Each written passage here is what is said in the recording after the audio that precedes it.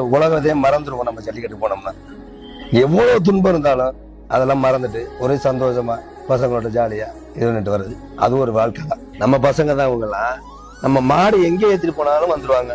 எனக்கு வேலை இருந்தாலும் எல்லாரும் கூலி வேலை பாக்குறோம்.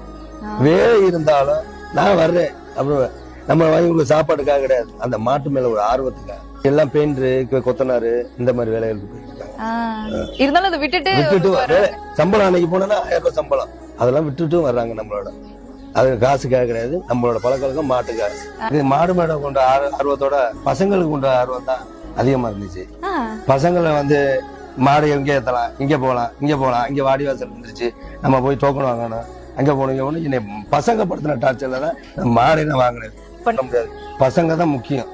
பசங்க ஒரு பையன் கயிறு அடிக்க போயிடுவான், 2 பேருமே என்னோட மாடு அடைக்க வருவாங்க.